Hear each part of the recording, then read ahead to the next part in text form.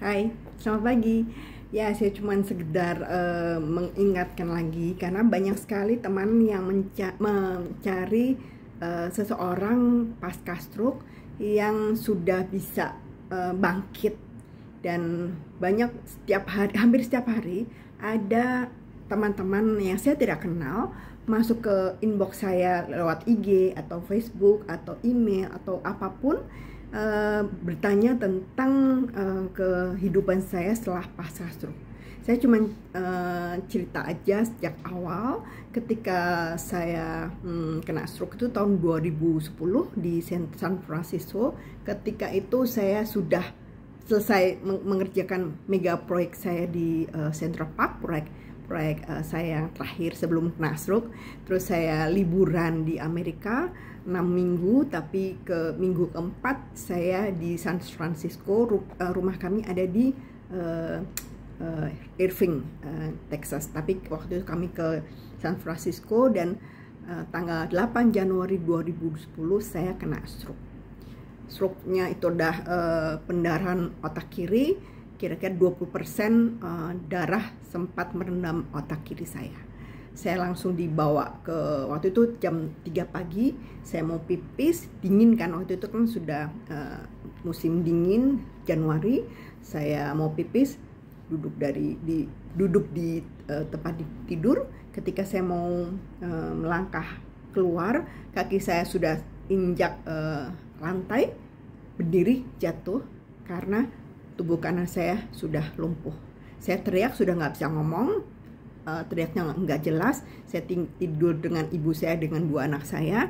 Ibu saya sadar kalau saya sudah kena stroke, dan ibu saya minta anak saya bangunin bapak saya dan adik-adik saya di kamar-kamar sebelah. Dan bapak saya langsung telepon 911 Amerika, dan hitungannya saya sadar, hitungannya detiknya mungkin 1 menit 2 menit datang mereka. Ada Brownweir, ada rumah sakit, ambulans, ada polisi, ada 7 orang hitam gede masuk ke kamar saya, bawa brangkar. Saya langsung dibebat kaki ke lehernya dengan pakai oksigen, mungkin SOP mereka. Terus langsung dibawain ke brangkar dan dilarikan ke rumah sakit terdekat, namanya Saint Francis Memorial Hospital. Jadi bapak saya dan keluarga saya ngikutin dari belakang. Saya sadar sekali, tapi ketika masuk ke ruang MRI, masuk ke lorong itu, saya nggak sadar. Katanya 15 menit sudah keluar dan sudah kelihatan otak kiri saya terendam darah, pecah pembuluh darah. Waktu itu tensinya 274 per 145. Duh, pecah. Padahal saat itu saya lagi happy karena proyeknya selesai, sukses, dapat bonus, dapat liburan panjang dengan keluarga besar, masuk ke jalan-jalan ke Amerika, happy. Tapi ternyata itu ada akumulasi, karena waktu itu tahun 2010 saya baru cerai tahun 2007. Jadi saya membenamkan diri saya dengan pekerjaan, membangun Central Park, kerja keras. Itu 1 hari mungkin tidur cuma 1-2 jam, kerja keras banget supaya saya melupakan proses perceraian saya. Tapi justru memang sukses. Saya sendiri sukses, merasa sukses melupakan semuanya, tapi ternyata tubuh saya tidak mampu. Jadi kena stroke, dan itu terjadi. Lalu dokter sudah memvonis secara manusia, kayak secara medis, bahwa saya hanya bisa berbaring saja di sisa hidup saya.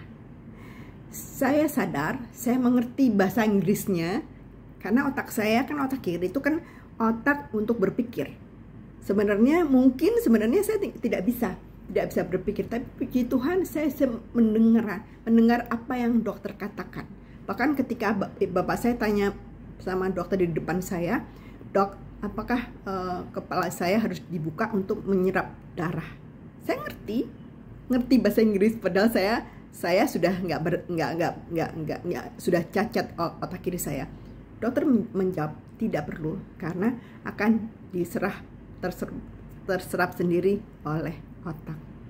Nah, itulah konsepnya adalah otak tuh warna putih kayak kapas. Kalau dikasih tetes tinta, dia kan merah atau biru.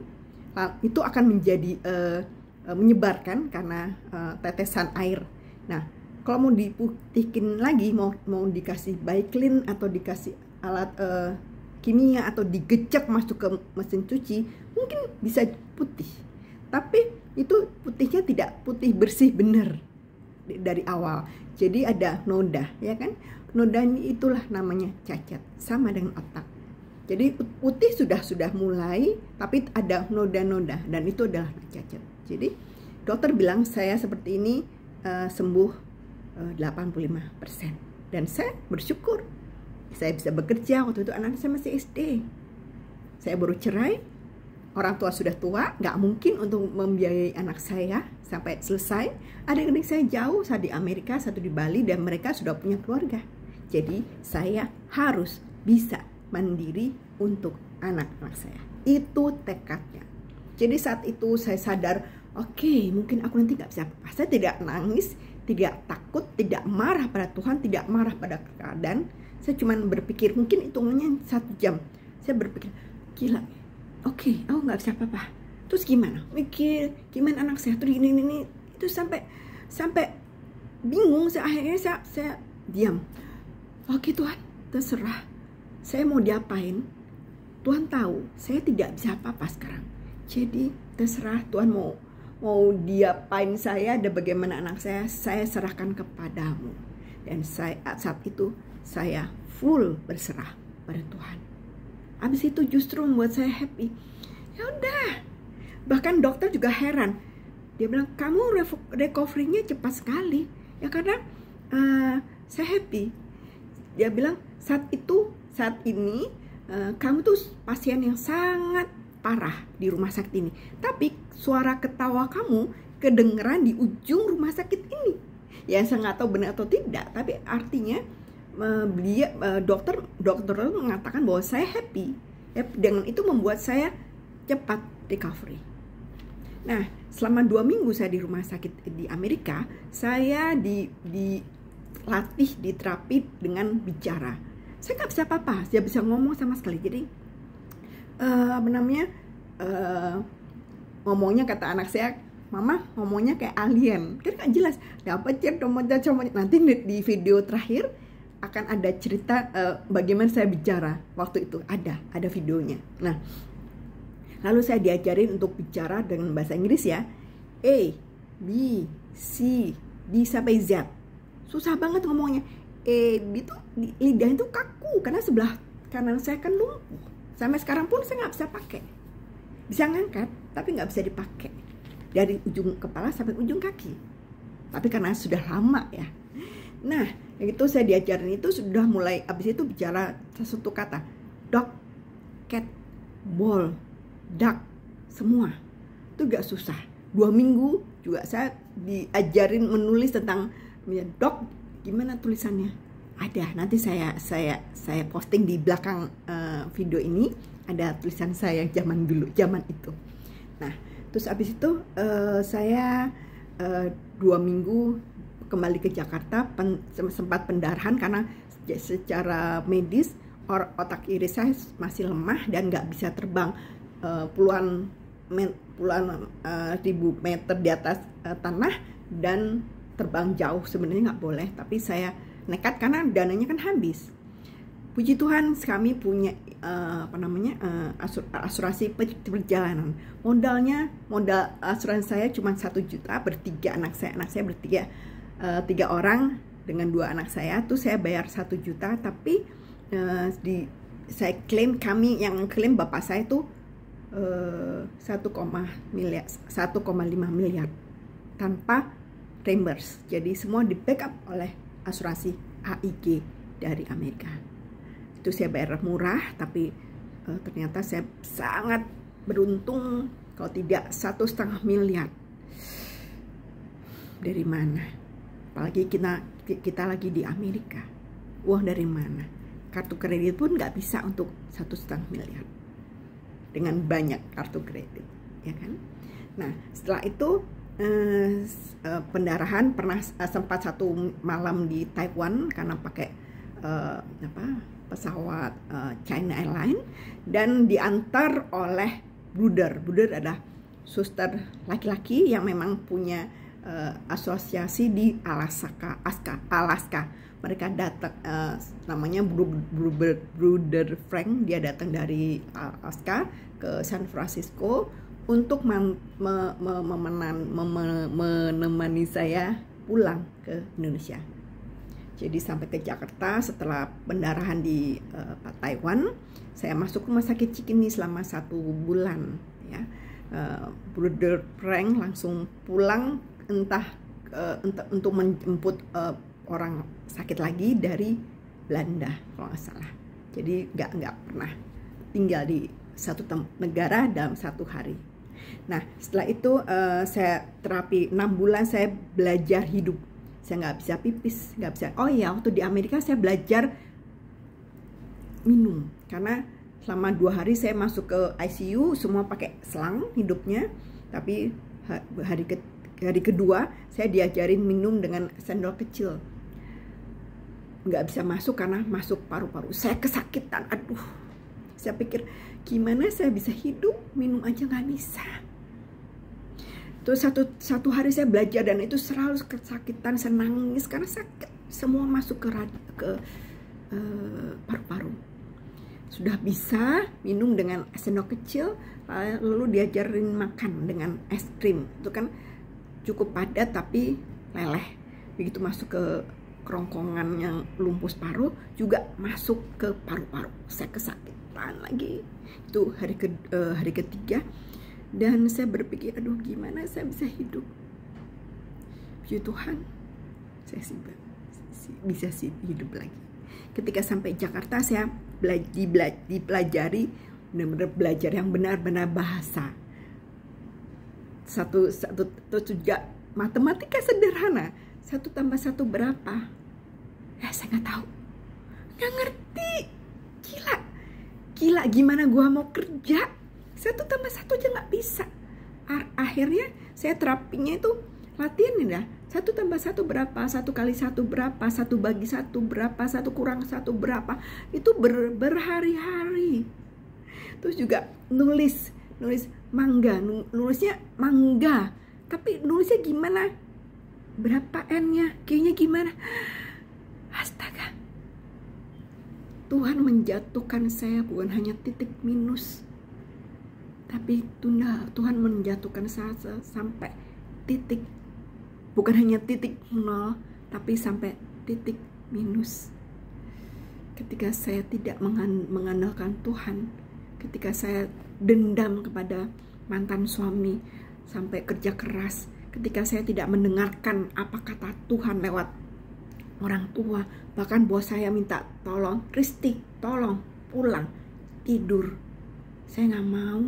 Karena dianggap pekerjaan belum selesai.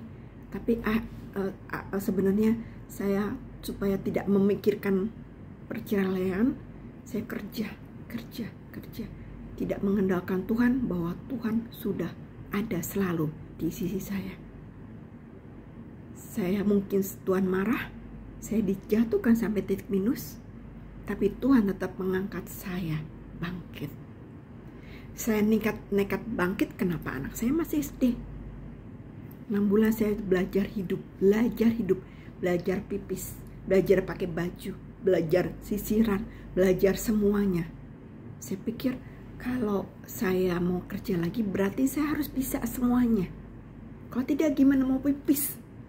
Gak bisa pipis, gak bisa buka dan tutup celana. Gimana? Belajar hidup. Waktu pertama kali masuk ke rumah sakit Cikini, saya diajarin untuk bergerak kanan kiri karena tubuh kanan saya kaku, lidah saya kaku, dan akhirnya saya diajarin untuk bangkit, berdiri, dan berjalan. Itu 1 minggu setelah di Jakarta, saya difoto, saya di videoin, dikirim ke rumah sakit di Amerika, ketemu dokter dokter dari India, dan dia jawabnya adalah satu, amazing. Karena sebenarnya saya tidak bisa apa-apa, tapi saya nggak percaya, karena ketika saya masih hidup, ketika saya masih hidup dengan segala masalah, dengan kecacatan saya, tapi masih hidup, berarti Tuhan masih punya rencana untuk saya. Jadi saya nggak percaya ketika dokter bilang saya nggak bisa apa-apa. Dan saya nekat banget, karena anak saya itu anak saya.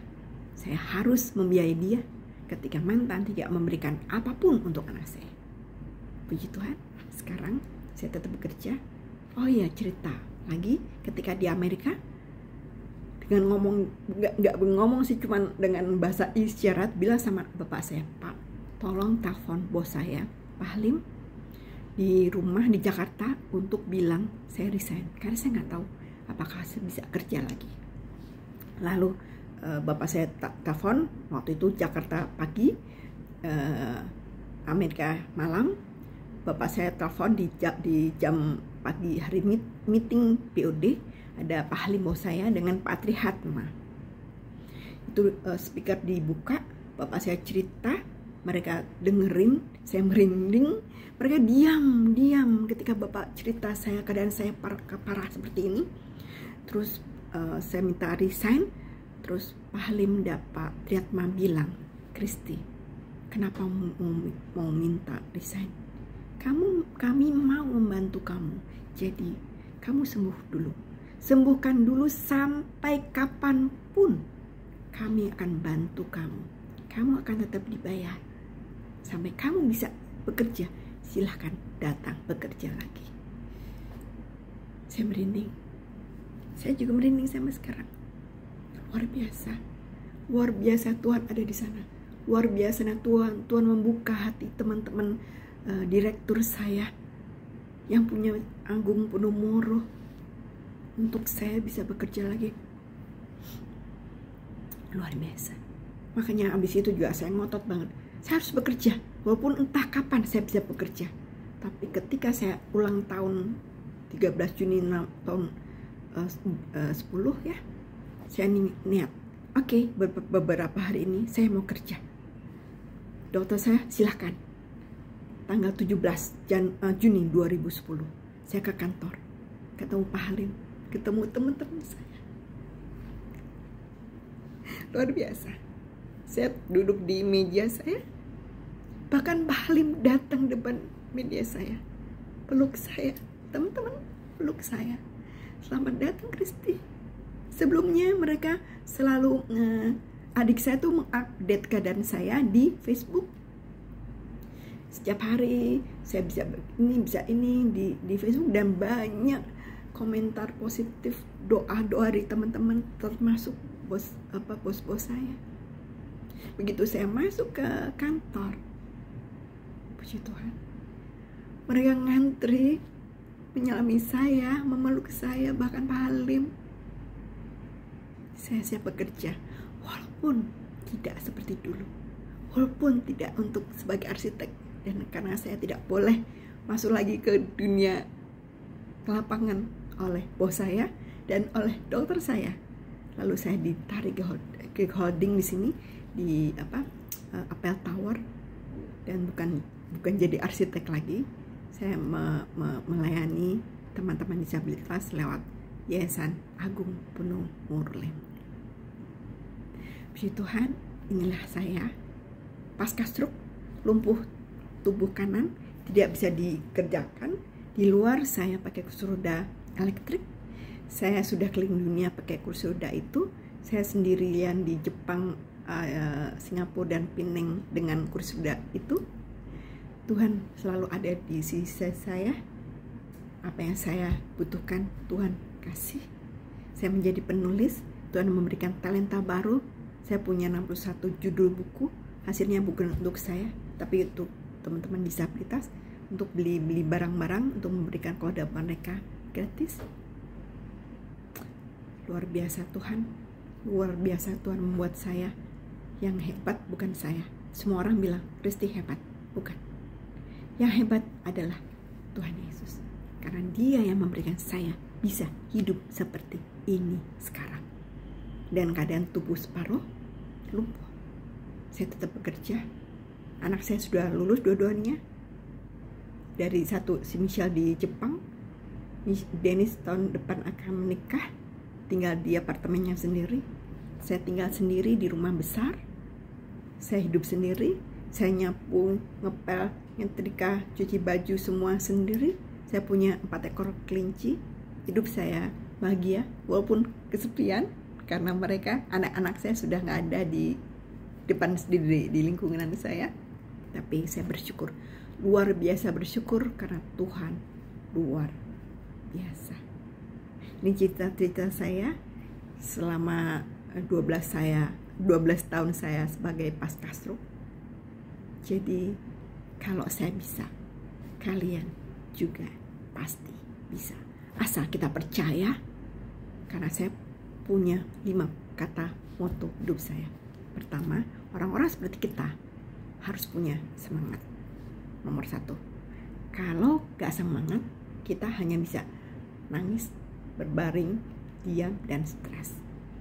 Kedua, kalau kita semangat, pasti kita berusaha apapun, minimal berusaha untuk happy diri sendiri, ketemu keluarga, anak-anak, saudara, teman, ya kan? Kedua. Ketiga, yang pertama, yang utama adalah kita harus berdoa yang memohon, memuji Tuhan. Apa yang terjadi dalam hidup kita adalah anugerah. Keempat, kita harus percaya apapun yang Tuhan berikan kepada kita, walaupun itu yang terjelek mungkin untuk kita, itu yang terbaik. Siapa bilang saya mau lumpuh? Saya nggak mau lumpuh, ya kan? Saya nggak mau stroke.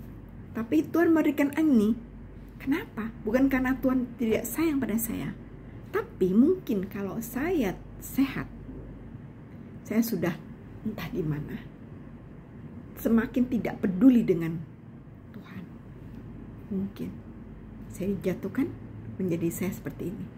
Yang kelima adalah bersyukur, karena dengan bersyukur luar biasa membuat saya bahagia.